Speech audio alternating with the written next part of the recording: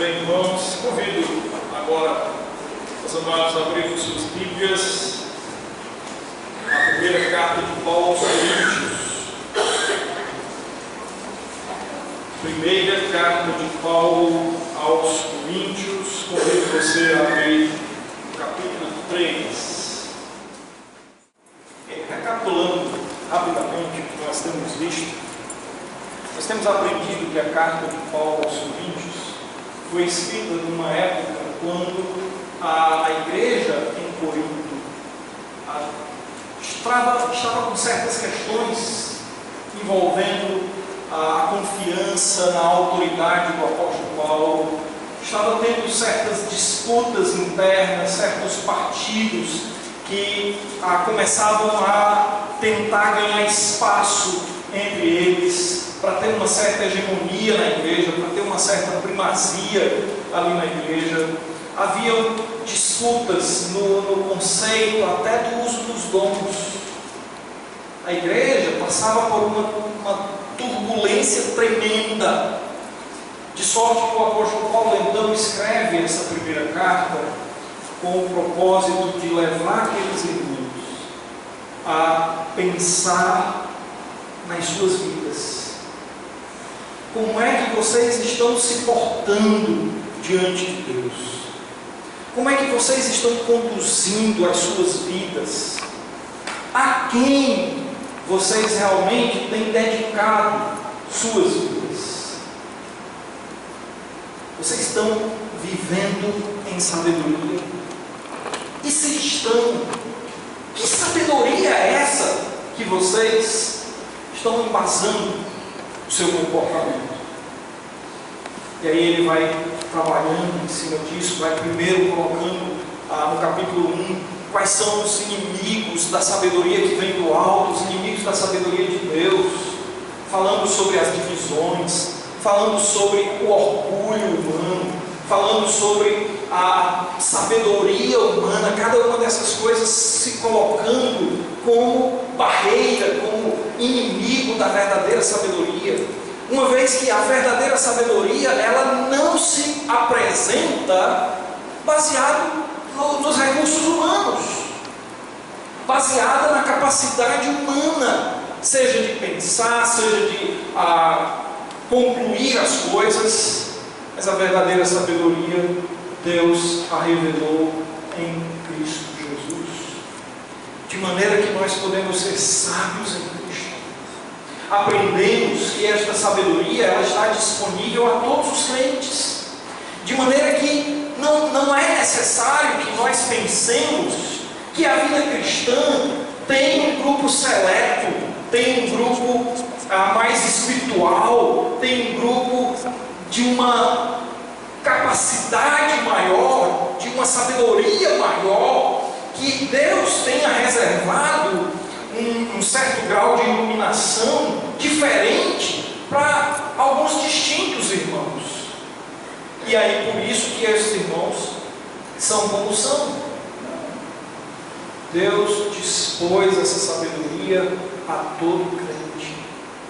E a gente aprende pela palavra de Deus que quando alguém necessita de sabedoria, diz Tiago, a gente deve pedir a Deus, e Deus dá liberalmente.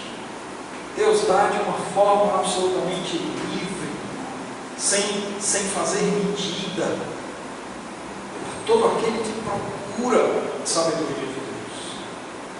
O apóstolo Paulo vem argumentando então que o mundo tem sua forma de pensar, o mundo tem a sua sabedoria, o mundo tem a sua maneira de ver e lidar com as coisas, mas não é assim com a igreja de Deus, por uma razão muito simples, porque nós temos a mente de Cristo, nós temos a mente de Jesus, de maneira que a forma como nós vamos pensar, a forma como a gente vai realmente olhar as coisas e avaliar as coisas, não é na ótica deste mundo,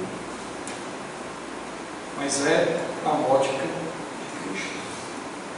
Agora no capítulo 3, o apóstolo Paulo então começa a trabalhar mais diretamente sobre a nossa maneira de comportar-se, sobre a maneira como nós diante das coisas. E ele então vai fazer lembrar aos irmãos: olha, a vida cristã, ela tem uma tensão natural. Mexe um pouquinho lá no computador. Ela tem uma tensão natural. Você precisa lembrar que uma vez você era menino. Por exemplo, quando eu estive entre vocês, ele vai dizer no versículo 1 do capítulo 3, eu não pude tratar vocês como espirituais. Eu tratei vocês como meninos, como crianças. Porque na época em que eu estive com vocês eram crianças na fé. Eu não podia esperar de vocês uma maturidade que vocês não tinham. Eu não podia cobrar de vocês uma sabedoria, uma maturidade que ainda era muito cedo para acontecer. Mas agora não. Estranha-me que nem mesmo nesse momento eu possa falar com vocês como a espirituais. Vocês continuam com uma mentalidade movida pela carne. Por isso vocês não conseguem atentar para as coisas de Deus. Vocês não conseguem atentar para as coisas espirituais. É preciso que haja uma mudança. É preciso que haja um basta. Note que quando você não dá espaço ao crescimento, você começa a nutrir partidos. Quem é que é Paulo? Quem é que é Apolo? São só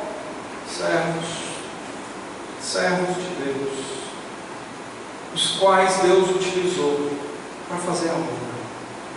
Foi eu, o apóstolo Paulo dizendo, fui eu que plantei. Foi Apolo quem regou. Mas nem o meu plantar nem o seu regar teria feito qualquer coisa se Deus não tivesse dado crescimento. E aí ele conclui essa parte do versículo 9 dizendo: nós somos cooperadores de Deus. Vocês são lavoura de Deus, vocês são edifício de Deus, mas nós somos cooperadores de Deus. E então nesse aspecto de cooperação é que o apóstolo Paulo vem tratar aqui nos versículos 10 em diante. Vamos ler então aqui o que a palavra de Deus nos diz. 1 Coríntios capítulo 3, a partir do versículo 10. Segundo a graça de Deus que me foi dada, lancei o fundamento como prudente construtor, e outro edifica sobre ele. Porém, cada um veja como edifica. Cada um veja como edifica, porque ninguém pode lançar outro fundamento além do que foi posto, o qual é Jesus Cristo. Contudo, se o que alguém edifica sobre o fundamento é ouro, prata, pedras preciosas, madeira, feno ou palha, manifesta se tornará a obra de cada um, pois o dia a demonstrará, porque está sendo revelada pelo fogo, e qual seja a obra de cada um, o próprio fogo o provará. Se permanecer a obra de alguém que sobre o fundamento edificou, este receberá o galardão. Se a obra de alguém se queimar, sofrerá ele dano, mas esse mesmo será salvo, todavia como através do fogo. Não sabeis que sois santuário de Deus, e que o Espírito de Deus habita em vós? Se alguém destruir o santuário de Deus, Deus o destruirá. Porque o santuário de Deus que sois vós é sagrado. Deus Altíssimo, Deus Precioso, nesse instante, ó Pai, nós nos voltamos tua palavra, suplicando que o teu Espírito Santo nos conceda a graça do entendimento da tua palavra, que possamos aqui, Pai Santo, conhecedores da verdade aqui expressa, que possamos aplicar vividamente em nossos corações, em nossas vidas, para a glória do teu nome. Abençoa teu povo aqui reunido, em nome de Jesus. Amém. Irmãos, nesse texto, o apóstolo Paulo vai estar tratando aqui a respeito do fato de nós sermos cooperadores de Deus. E há um objetivo muito simples aqui. O objetivo do apóstolo Paulo em tratar dessa questão é de levar a todos nós a sermos criteriosos na obra do Senhor, a sermos criteriosos na edificação da igreja de Deus, da igreja do nosso Senhor Jesus Cristo. Sempre que nós vamos fazer qualquer coisa na vida, sempre que nós vamos estar envolvidos em qualquer tarefa, nós geralmente concentramos, nós geralmente dedicamos. E quanto mais importante é aquela tarefa, quanto mais importante é o plano que nós queremos desenvolver, tanto mais seriamente a gente se envolve. Não é verdade? Tanto mais concentrado a gente fica. Na obra do Senhor, a gente vê que o que Deus espera de nós é que nós sejamos criteriosos. Porque nós não estamos lidando com qualquer obra. Nós não estamos lidando com qualquer assunto desta vida, mas estamos lidando com coisas eternas. E eu gostaria de mostrar aqui nesse texto, irmãos, que nós precisamos ser criteriosos em pelo menos 3 áreas aqui, conforme o apóstolo Paulo vem citando a esse respeito. A primeira área é que nós precisamos ser criteriosos em ter bases corretas. Quando a gente pensa em edificar, logo a imagem que vem à nossa mente é de uma construção. A primeira imagem que vem quando pensamos em edificação é de um canteiro de obras. E eu creio que o apóstolo Paulo usa bem essa metáfora, né, essa maneira de ilustrar a situação de vida, porque ele trabalha em termos de edificar uns aos outros e fala de que nós temos uma razão para edificar e temos também um fundamento no qual nós iremos edificar uns aos outros. Primeiro ele trabalha a respeito do motivo.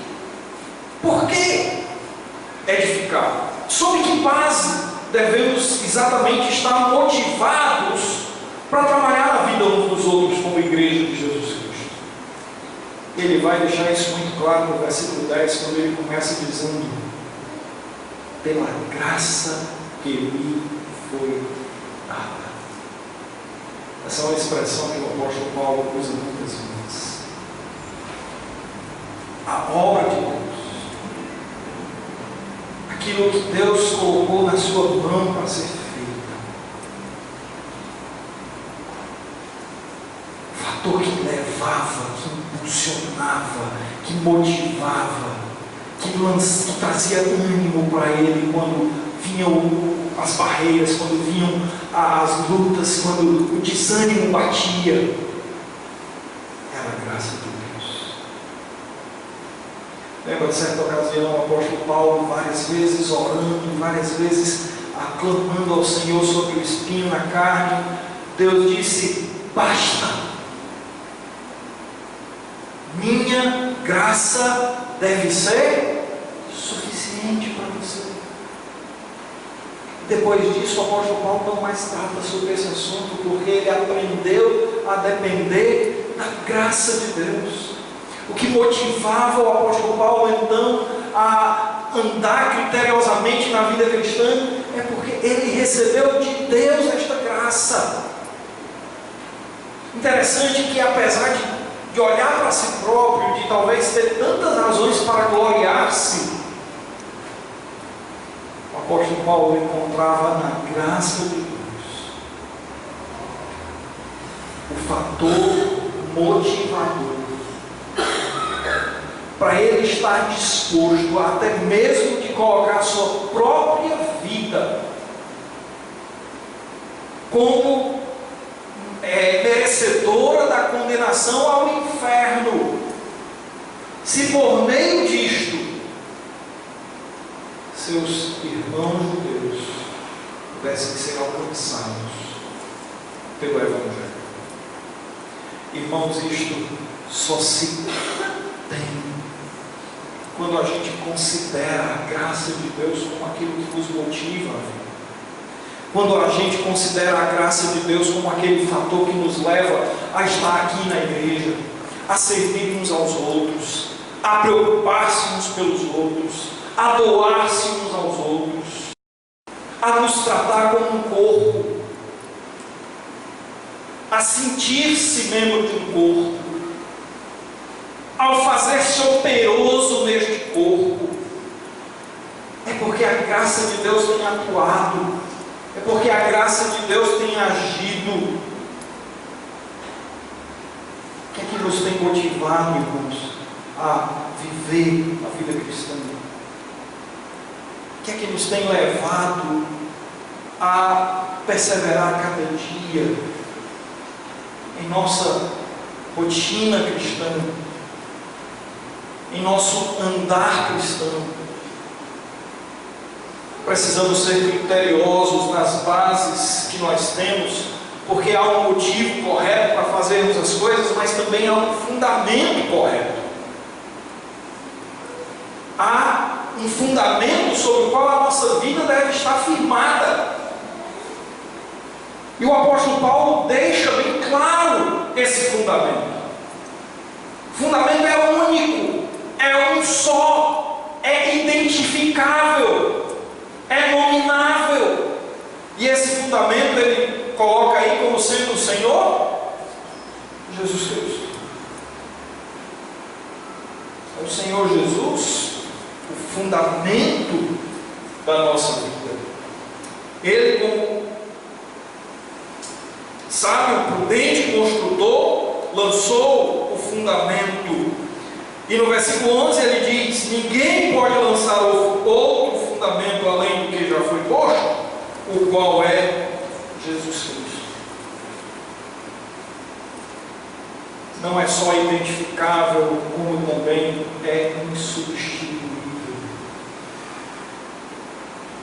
Muitas vezes na vida cristã a gente tem a tendência de querer colocar algumas outras coisas como sendo aquilo que vai dar base, aquilo que vai ser o alicerce,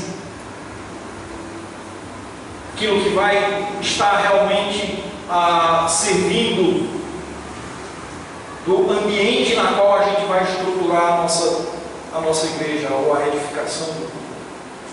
Para você parece que isso talvez soe estranho, mas quantas igrejas aí afora não colocam, por exemplo, as boas obras como sendo o fundamento do qual a igreja vai ser estabelecida?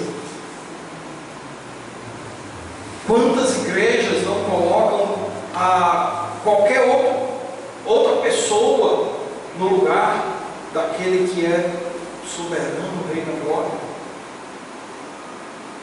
O apóstolo Paulo aqui, irmãos, diz: olha, não há como substituir qualquer tentativa de estabelecer um outro fundamento, qualquer tentativa de lançar um outro alicerce, descaracteriza a igreja,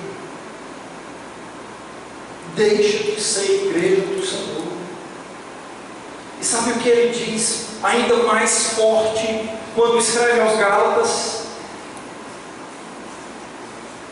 falando a respeito exatamente disso? Quem foi que cegou vocês? Esse é mais ou menos o argumento que ele vai dizendo lá em Gálatas. Quem foi que cegou vocês? Eu estou aqui admirado. Como é que vocês conseguiram tão rapidamente sair do evangelho que eu vos anunciei para um outro evangelho, vocês têm tirado a base. Vocês têm tirado o alicerce da nossa fé, que é Jesus Cristo, e têm colocado uma outra base. E tem levado a igreja a ser completamente desvirtualizada. Irmãos, quando a gente olha para a nossa vida, muitas vezes a gente vai ficar triste com o que vê. Muitas vezes nós iremos observar nós mesmos e ficar desanimados na nossa vida cristã. Talvez a razão por isso é porque nós não temos sido criteriosos com as bases que temos na vida. A gente procura motivação no lugar errado. Talvez até a gente tenha posto um fundamento errado. Talvez a gente queira alcançar essa plenitude de vida por nossa própria força, por nossa própria capacidade, por nosso próprio mérito. Ou queremos encontrar motivação para a vida cristã em algum irmão, na pessoa do pastor, na família. Irmãos, queremos ter uma vida cristã sábia, madura, operosa, nós precisamos olhar as nossas bases.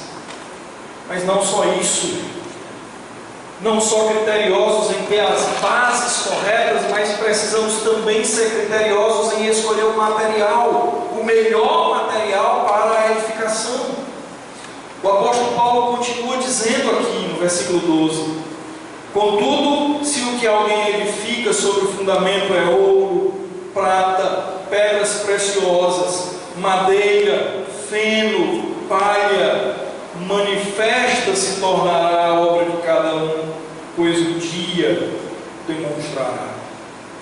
Encontramos aqui pelo menos duas listas que o apóstolo Paulo fazendo aqui. A primeira aponta para aqueles materiais de valor: ouro, prata, pedras preciosas. A segunda lista aponta para materiais que em absoluto não há um valor tão firme agregado, tão forte agregado a elas, apesar de muitas vezes serem necessários, apesar de muitas vezes haver a necessidade de utilizar aí, mas cada um dentro do seu propósito, do seu objetivo. O problema é quando nós não agimos criteriosamente na escolha destes materiais. Ouro, prata, pedras preciosas. Aqui, talvez ele esteja com o pensamento não em pérolas, diamantes, porque o contexto é construção. Então a ideia aqui é pensando em pedras que são valiosas na construção civil. O que é que se usa na construção que tem valor, grande valor agregado? Mármore, granito, marfim, certo? Coisas que tinham um forte valor, embora o marfim não seja uma pedra, né? Aí veio na minha mente, eu joguei aí para vocês.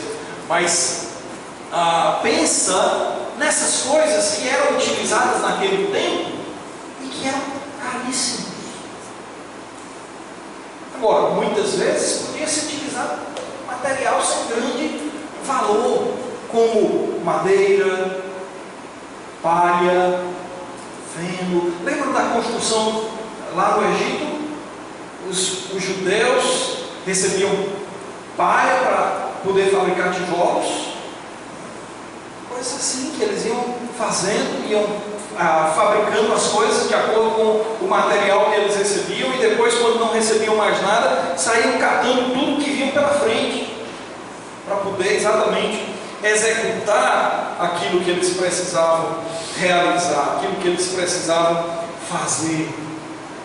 Os materiais de melhor valor apontam para aquelas coisas que têm uma maior duração, apontam para aquelas coisas que não são banais, não são coisas que realmente podem ser executadas, mas que o seu valor é limitado no tempo e no espaço. Estas coisas se referem exatamente aos materiais de menor valor, cuja duração é rápida, que não aguenta as intempéries da vida, que não aguenta as situações de maior gravidade. Como ele coloca aqui, o fogo prestará. Interessante como elementos como ouro e prata, o que é que o fogo faz com esses elementos? Torna mais puros, né? Torna mais puros. Ao invés de serem destruídos pelo fogo, estes elementos se purificam pelo fogo. As impurezas são destruídas, ficando exatamente o puro ouro, a pura prata. Mas essa não é a mesma coisa que acontece com a madeira, com a palha, com o feno, com esses materiais sem valor. Essas coisas se destroem logo, se vão imediatamente. Irmãos, olhando para a nossa vida, o apóstolo Paulo utiliza essa metáfora para apontar sobre que tipo de material nós estamos utilizando para edificar a nossa igreja. O que é que nós temos feito para edificar a nossa igreja? Que material nós temos usado? Será que nós nos concentramos de realizar só aquelas coisas que rapidamente passam? Será que nós estamos preocupados simplesmente com prédios, com bancos, com equipamentos, coisas que perecem, coisas que passam? Ou será que nós estamos realmente preocupados com as vidas de cada um de nós? Como é que a gente tem avaliado aquilo que fazemos na igreja do Senhor Jesus Cristo? Qual é a escala que nós medimos as coisas? A escala que a gente precisa ter diante de nós, irmãos, é a escala da eternidade. Que é que nós iremos realmente levar para a eternidade?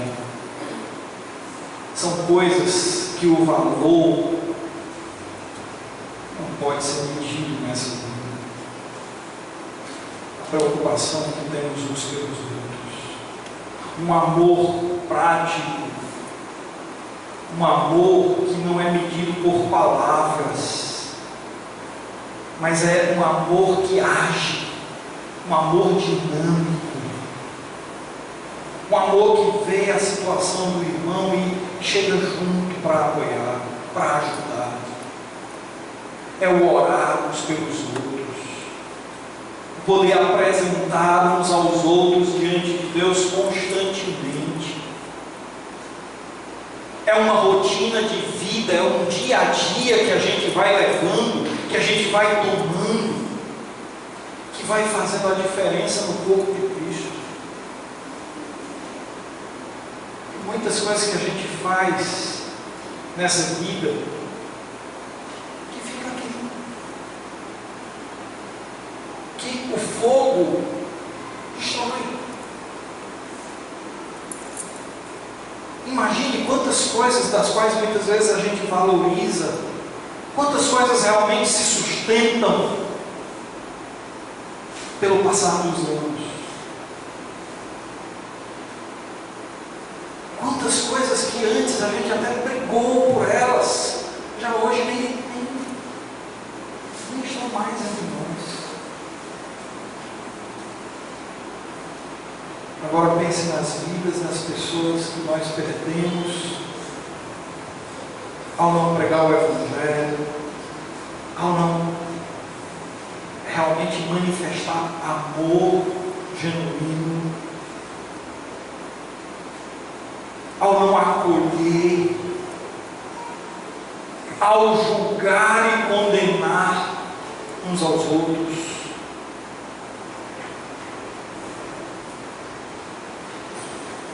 Note qual é o material que nós estamos utilizando para a edificação desta igreja, para a edificação deste corpo.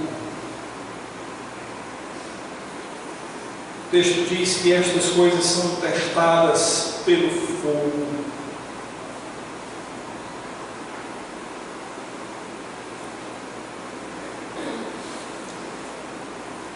Um alto poder de Espírito.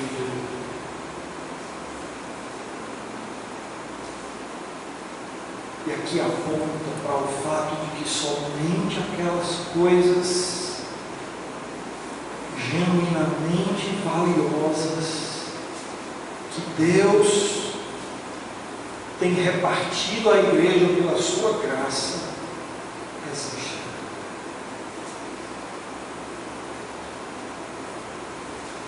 Somente as virtudes que a palavra de Deus nos mostra,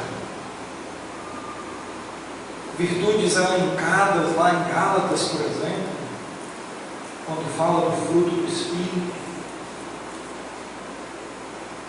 virtudes trabalhadas pelo apóstolo Paulo em Romanos capítulo 12, quando fala de como nós devemos lidar uns com os outros.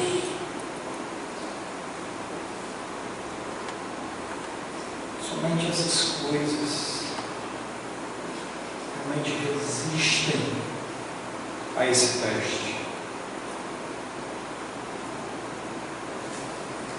O fogo o provará. E é nesse contexto de fogo que a gente precisa lembrar, irmãos, que devemos ser criteriosos em agir com responsabilidade diante da obra. O apóstolo Paulo fala aqui que essa manifestação ocorrerá em um momento específico. Ele aponta para o fato de que nós um dia prestaremos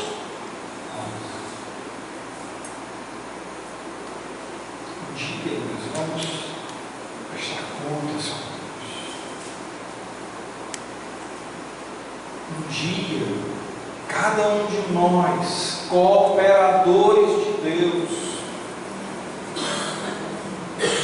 lavoura de Deus, edifício de Deus, cada um de nós prestaremos.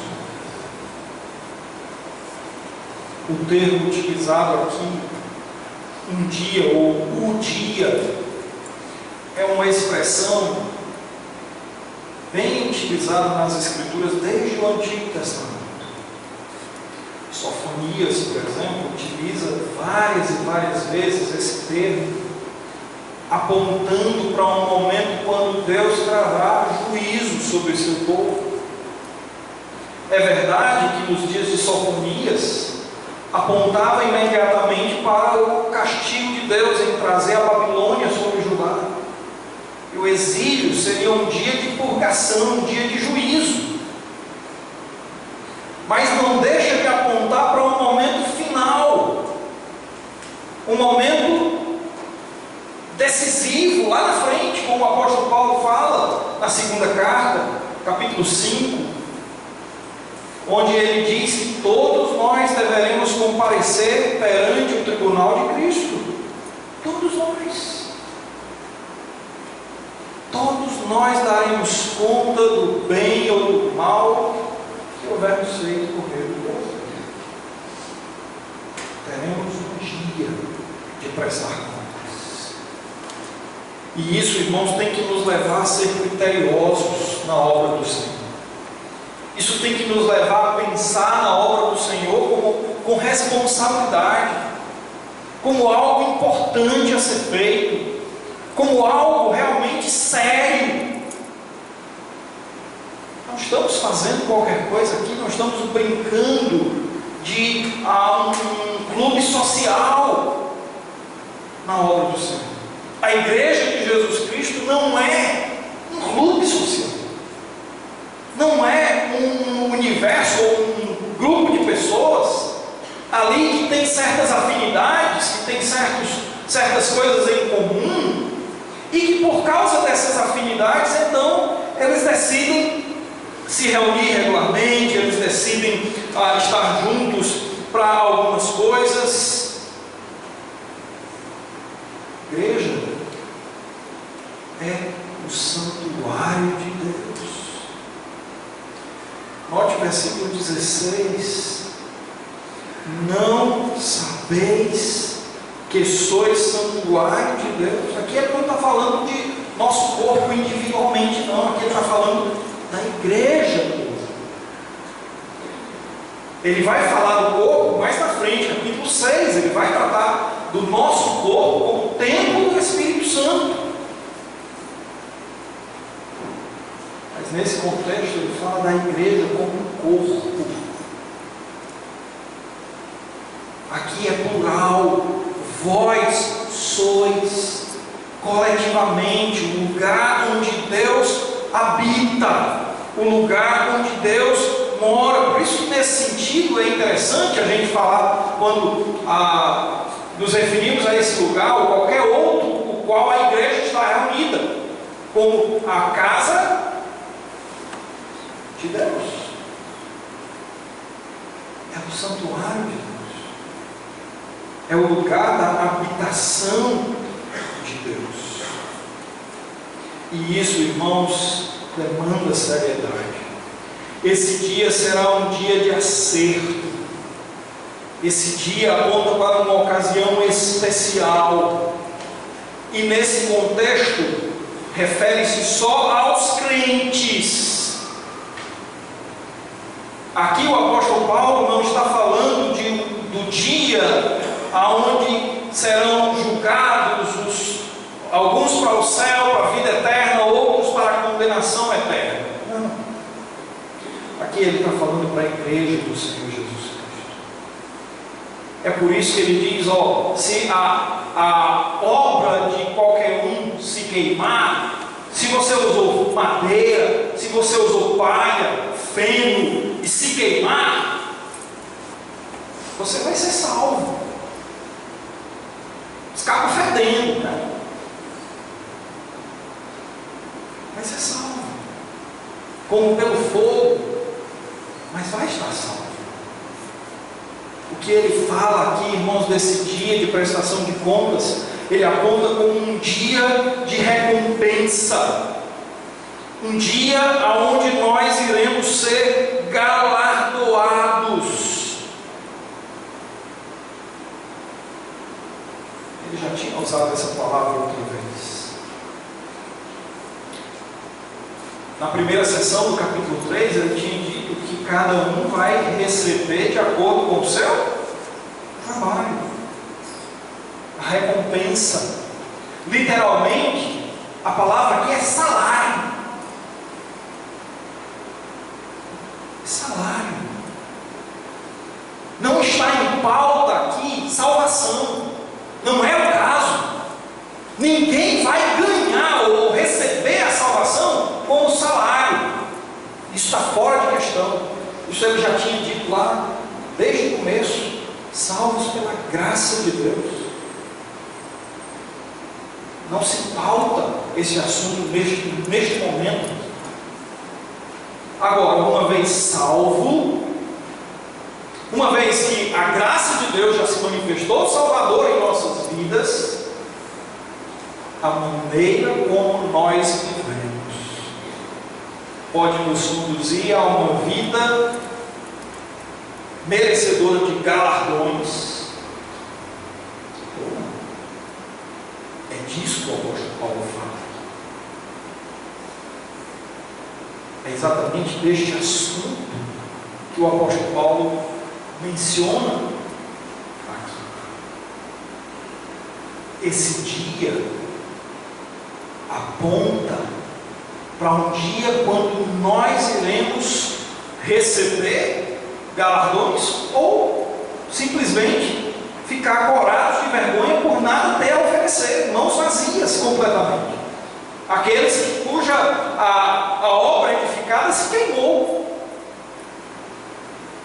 nada tem a oferecer, nada tem a receber também.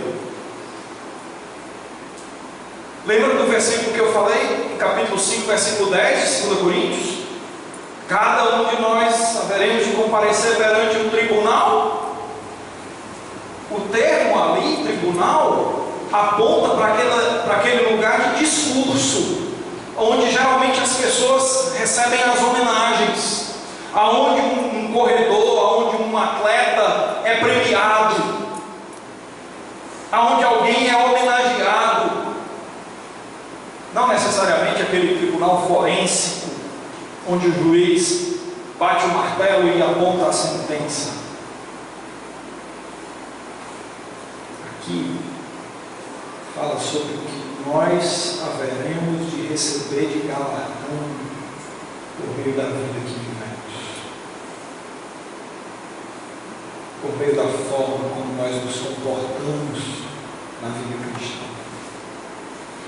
É um dia de prestação de contas. Devemos ser criteriosos em agir com responsabilidade, porque nós não estamos nos envolvendo em qualquer coisa. Estamos edificando a igreja de Deus. É o santuário de Deus. É o lugar da habitação de Deus. De maneira, irmãos, que o que nós fazemos nessa vida em relação à igreja de Cristo refletirá na eternidade. Tudo aquilo que nós fazemos nesta vida relacionada à igreja do Senhor refletirá na eternidade. E aqui a palavra de Deus é muito dura. Aqui o apóstolo Paulo fala de forma muito incisiva: vós sois o santuário de Deus. Se alguém porventura, dentro do que lhe compete, faz alguma coisa que venha a destruir a igreja de Deus, Deus o destruirá.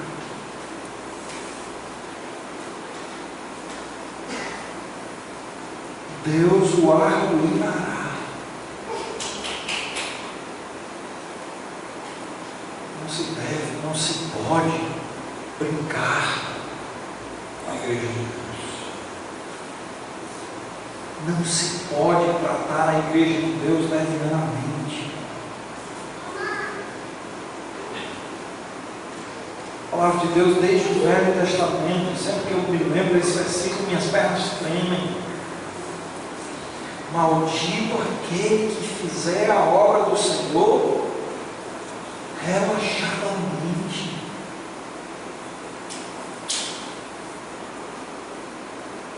É sério, irmãos.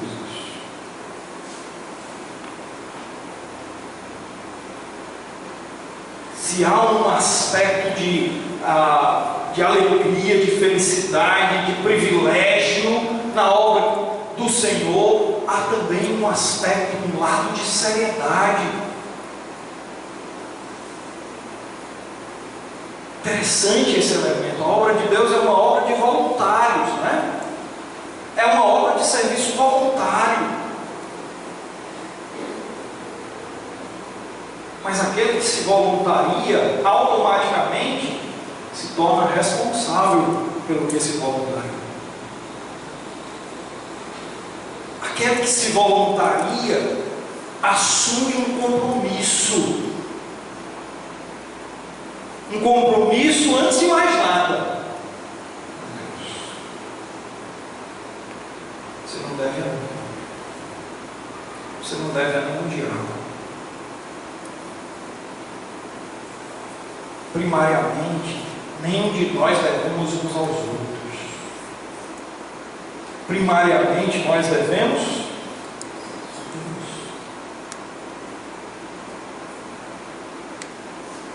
Vai chegar um dia que é diante dele que nós prestaremos conta.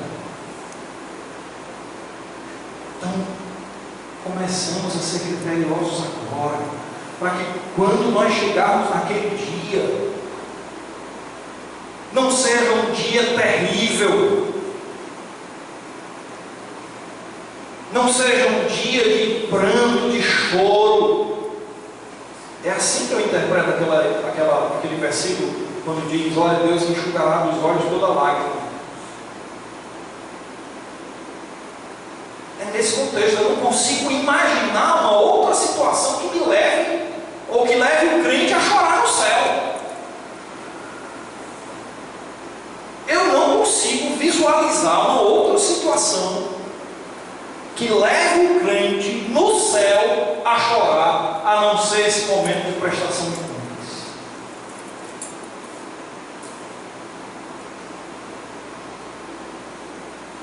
E quando eu olho para mim no espelho da palavra de Deus, eu digo: ali eu vou chorar um bocado. Eu me conheço. E se você for honesto consigo mesmo, você sabe que é real para você também. É por isso que é tão importante, irmãos, nós sermos criteriosos.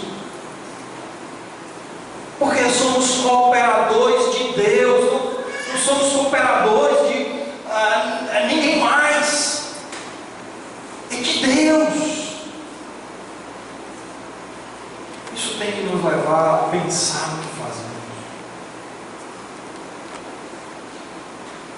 Deus Altíssimo,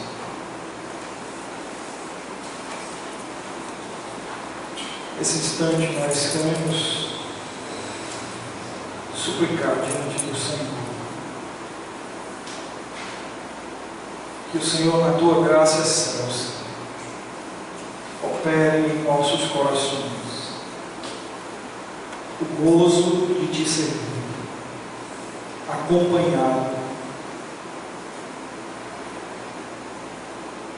de uma vida criteriosa, acompanhada do zelo, acompanhada da dedicação necessária para a edificação do teu povo. Age entre nós, Senhor Deus, maravilhosamente, motivando cada um dos irmãos aqui, em nome do nosso Senhor Jesus Cristo. Amém.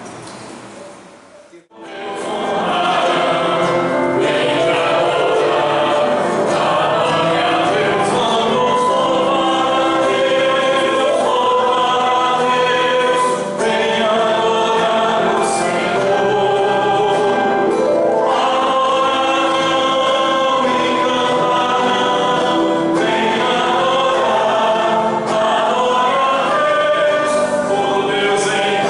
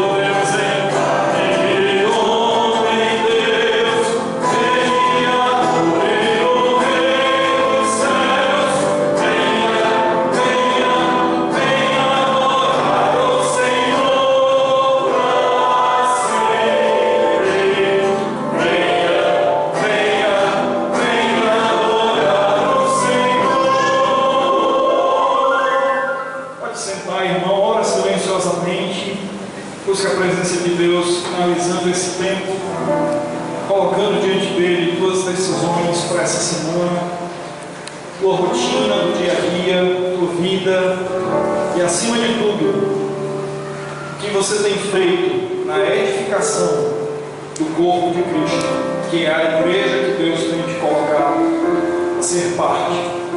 Deus nos desafie a trabalhar com ouro, prata, pedras preciosas, edificando coisas que realmente duram para a eternidade. Deus nos abençoe.